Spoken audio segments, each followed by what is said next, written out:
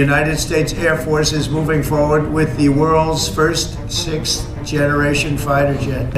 It'll be known as the F47. The generals picked a title.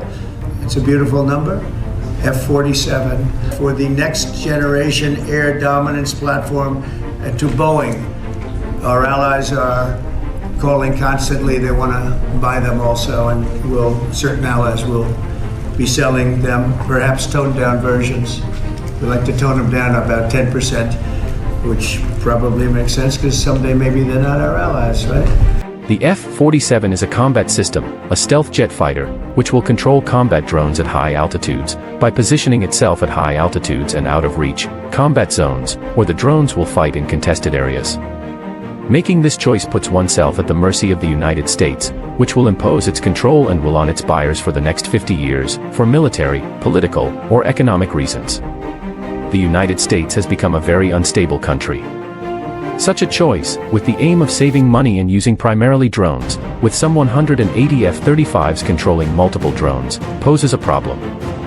All enemy defenses will be directed at destroying these mother drones that control the drones in order to render the entire drone fleet inert.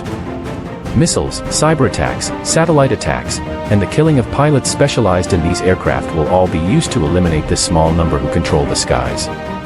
Do we really want to be at the mercy of the United States, which can remove stealth and efficiency, while it's talking about invading other countries, including Greenland and Canada? Never. Strategic autonomy is essential. It's the best choice.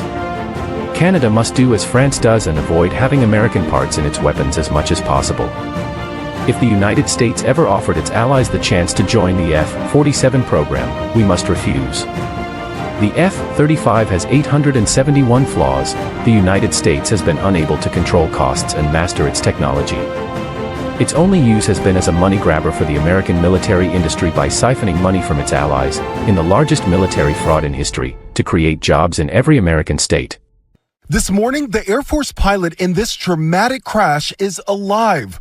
Video circulating online shows the F-35 crashing at Eielson Air Force Base in Alaska, the pilot ejecting safely. Flames seen as the pilot parachutes the fighter jet spiraling to the ground. To fully understand what the F-47 is replacing, I suggest we take a brief detour through the F-22, a Raptor which comes from the ATF program.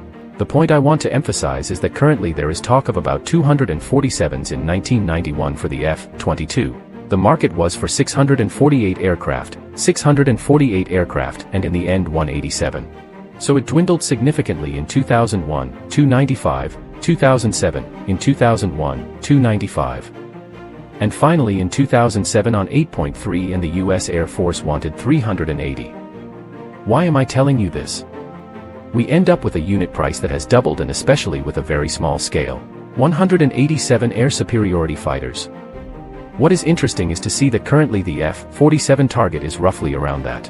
The Americans have never mastered the cost overruns of all the military equipment they produce.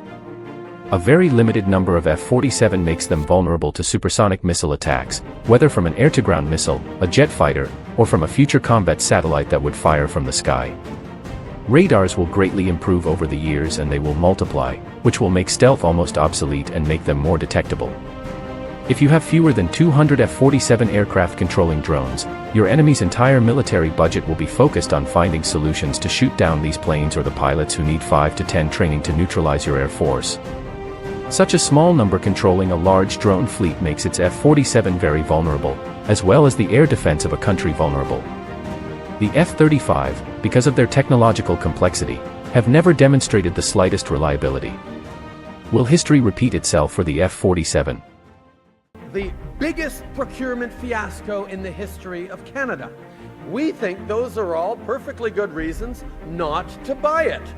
It's a stealth fighter that will cost tens of billions more than what Harper promised. A stealth fighter that can't defend our Arctic, a stealth fighter that's not actually stealth, but I can tell you, for Canadian taxpayers, it'll be a nightmare.